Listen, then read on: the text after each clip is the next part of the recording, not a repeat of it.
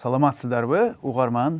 Бүгүнкү баштап аткан жаңы бир онлайн курсубуздун аталышы демократия. Бул демократиянын бизге болгон азыркы учурда Кыргызстан үчүн, Кыргызстандын ар бир жараны үчүн болгон маанисин белгилеп кетейин деген оюм бар. Анан ал теманы бүтүргөндөн кийин экинчи темага өтөбүз. Бул албетте жана баш сөздү башаттан башта дегендей аныктама беребиз. Демократия деген бул эмне? Бул сөз менен эмнени түшүнүшүбүз керек деген сөз. Эми башынан баштачу болсок, лекция жөнүндө айта кетейин. Бул лекциям аталышы боюнча 8 темадан турат. 8 лекциядан турат. Ар бири кичинерээк кыска үзүндүгө бөлүнөт, 2-3 бөлүмдөн турат.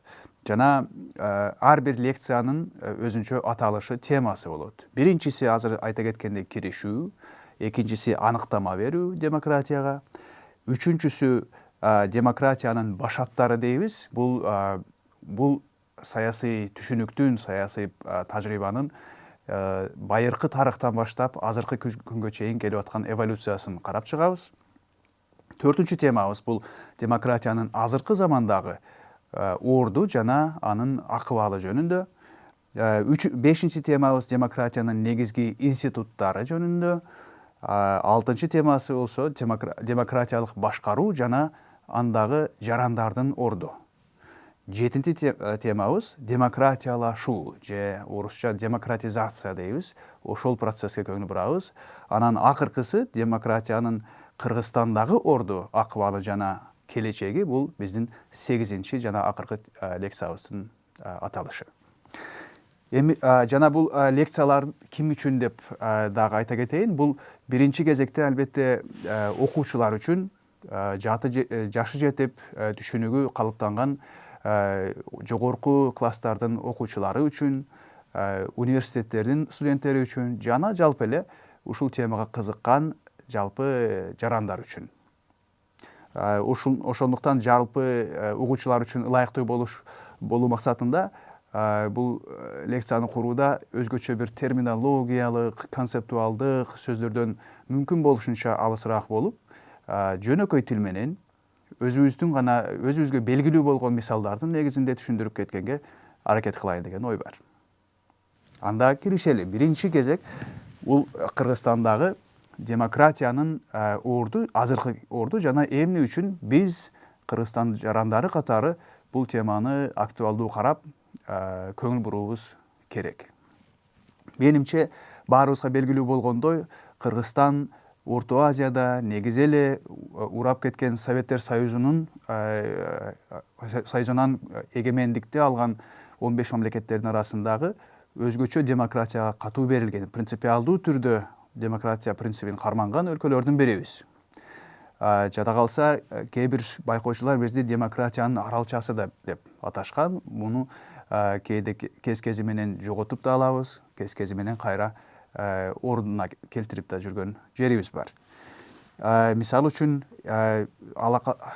байкасак, 2 жолу биз 2005 жана 2010 жылы такай ушул демократиялык принциптерден тайып, алардын жоготулушунун натыйжасында элдик көтөрүлүшкө дуушар болуп, элибиз, элдин эң активдүү катмары жарандары жолдорго чыгып, көчөлөргө чыгып, өз протестин айтып чыгып, албетте бийликти алмаштырганбыз. Тилекке каршы ал кездер биз үчүн анчейин ак же жарык да барактар деп айтсак туура болбочу да, анткени кандай гана жоготууларга да учурашканбыз.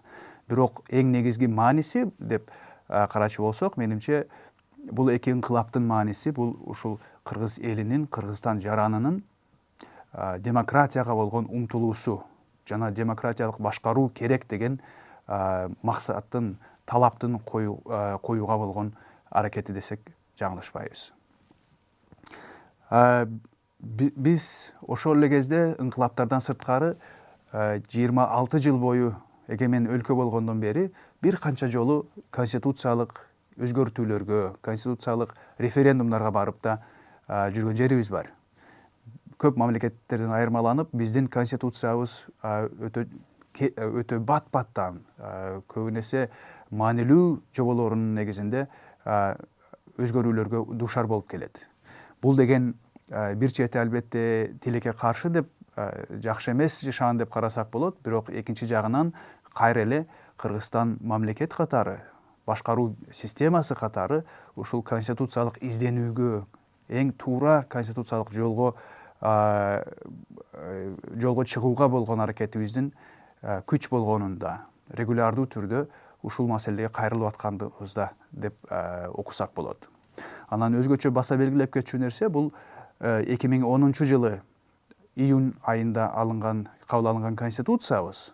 Бул жаңыча өзгөчө дух менен, өзгөчө жаңылануу менен болгон демократиялык башкаруунун, тагыраак айтканда парламенттик демократиялык башкаруунун жолуна түшкөндүгүбүздүн бир белгиси. 2016 жылы декабрда болгон референдумда кабыл алынган өзгөрүүлөрдүн натыйжасында менимче биз өтө ошол эле принципти карманып, дагы да болсо демократиялык институттарга, демократиялык эрежелерге чоңураак маани бердик жана ошол бойдон ушул принципке, ушул саясий башкаруунун принцибине болгон өзүбүздүн берилгендигибизди болгон мунун маанисине өтө жана туура карагандыгыбызды менимче бекитип кеткенбиз. Бирок ошол эле кезде биз айта кетчү нерсебиз бар. Бул деген демократиялык принцип, демократиялык өлкө куруу бизде дайыма эң негизги принцип болгону менен демократияны жоготуубуз да, демократия жолунан тайган жерибиз ого бетер көп. Эгер 26 жыл парламент көз карандысыз мамлекет болгон болсок, ал бул мөөнөттүн көбүн эсе жолун мүмкүн биз авторитардык демократияга дал келбеген шарттарда басып өттүк. Жада калса аныктан ачык авторитардык, автократтык бийликтерди көрүп, үй бүлөлүк бийликтерди көрүп келген жаңы эле тарыхыбыз бар. Ошондуктан эгер Кыргызстан демократиялык өлкө же демократияга түздөн түз жана үзгүлтүксүз берилген өлкө десек, албетте биз кайсы бир деңгээлде туура эмес айткан болуп чыгабыз. Ушундай терс көрүнүштөрдүн жаатында жана ар кандай кыйынчылыктардын негизинде албетте бизде жарандар арасында да демократия жөнүндө түшүнүгүбүз, ойлорубуз эки ача болуп калган жагыбыз бар. Мисалы үчүн, көбүн эсе азыр мисалы үчүн кошунаңызды сураңыз, туугандарыңызды сураңыз, досторуңузду сураңыз, алардын арасында мисалы үчүн демократия деген эмне десе, демократияны мыйзамсыздык менен, орусча беспредел деп коебуз. Эч кандай бир мыйзамды сактоо же сыйлоо деген принциптин жоктугун билдирет деп түшүндүрөт. Же жемкордук жана паракордук менен, коррупция менен бирге синоним катары карап калган жерлерибиз бар. Же тууганчылык жана жердешчилик деген принцип бар. Буну да биз көбүн эсе ушу демократия менен байланыштырып, же ого бетер арине ушу демократиянын натыйжасы, демократиялык бийликке болгон умтулуубуздан келип чыккан терс көрүнүштөр деп түшүнүп калганбыз. Мисалы үчүн жакын арада ушул эле жылы сурам жылы өткөрүшкөн бир изилдөө институту. Демократия сиздерге демократиялык принциптерди өнүктүрүү жана ошолорду кармануу маанилүүбү, же экономикалык өнүгүү жана стабилдүүлүк маанилүүбү деп эки ача суроо бергенде, басымдуу көпчүлүк жарандарыбыз экономикалык маселелер дагы да маанилүү деп жооп беришиптир. Бул деген бир чети албетте толук түшүнсө боло турган легитимдүү жооп. Албетте биринчи кезекте кишинин курсагы ток болушу керек, үй бүлөсү менен өзүнүн жашоосу стабилдүү нукта жоктуктан ары турганы эң маанилүү. Бирок бул бир чети ошол демократиянын анчейин маанилүү эместигинен, стабилдүүлүк жада калса демократияга караганда дагы да маанилүү деген түшүнүктөн кабар берет. Эми бул өтө эле терс нерсе эмес, бир жакты ошол эле сурамжылоодо демократия сиздерге кандайча маанилүү же кайсыл деңгээлде маанилүү, же ошо демократияга түздөн түз мааниге ээ болгон парламенттин ролу жөнүндө, саясий партиялардын ролу жөнүндө, өзгөчө оппозиция жана каршы пикир айтууга мүмкүнчүлүк керекпи деген сыяктуу суроолор боюнча биздин басымдуу жарандарыбыз ушул демократияга шайкеш келген ойду карманат экен. Бул жадагы кыйын абалда, демократияга болгон кыйын абалда албетте ишеним туудурган, жакшы жашаган десек жаңылышпайбыз. Эми жакында эле Кыргызстан шайлоо баскычынын шайлоо тарыхыбызда дагы бир чоң үлгү болуп чоң ишти аткардык. 91-жылдан бери Кыргызстан өтө көп жолу шайлоого барганбыз. Жана ар бир шайлоодо жергиликтүү шайлоо болобу, улуттук деңгээлдеги шайлоо болобу, ар кандай башкаруучуларыбызды, лидерлерибизди, өкүлдөрүбүздү шайлап, ушу бийликке биздин көңүлүбүзгө татыган, биздин ишенимибизге татыган кишилерди шайлоого аракет кылып келгенбиз. Анан бул жагын, мунун да тескери жагы да бар. Арийне, көп нерсе биздин шайлоолорубуз ушу мыйзам бузуу менен, добуштарды сатып алуу менен, добуш берүүчүлөрдү коркутуу менен коштолуп, көп нерсе ушул шайлоолорубуздун жыйынтыктары, анда жеңип чыккан кишилердин чындыгында жеңип чыккандыгы же чыкпагандыгы суроо жаратып, эл алдындагы алардын мандаттары толук кандуу болбой калган учурлар өтө көп. Акыркы шайлоо боюнча, мисалы үчүн алчу болсок, бул биринчи жолу такта отурган, өзү 6 жыл мурда ошо элдин добушун алып, көпчүлүгүн алып шайланып келген президент конституциялык берилген мөөнөттүн бүтөөрү менен жаңы шайланып келген президентке ошол бийлигин өткөрүп берүү алдында турат.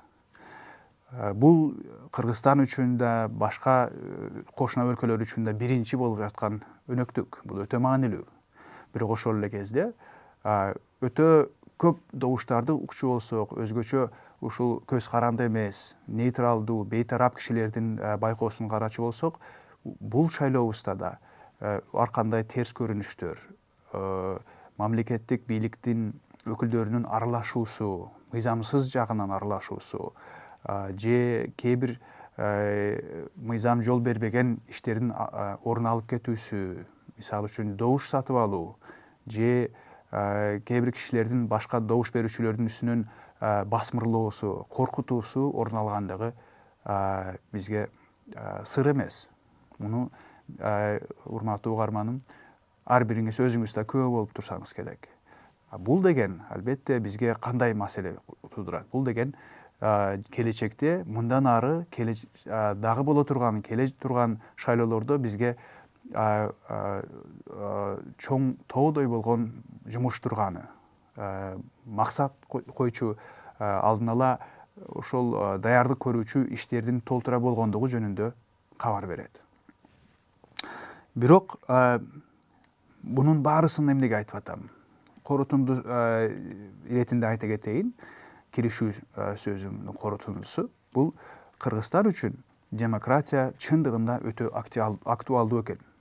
Жана биздин баштан бери 20-26 жылдан бери болуп келе жаткан улут куруу, мамлекет куруу процессибизде такай ушу демократиялык нукта улут менен маселен мамлекетти куруу биз үчүн туруктуу болгон принцип экени ачык айкын көрүнүп турат. Бул дегенибиз чынында ар бир жараныбыз, көпчүлүк жарандарыбыз бул демократияны туура түшүнүүсү абзел экендигинде турат.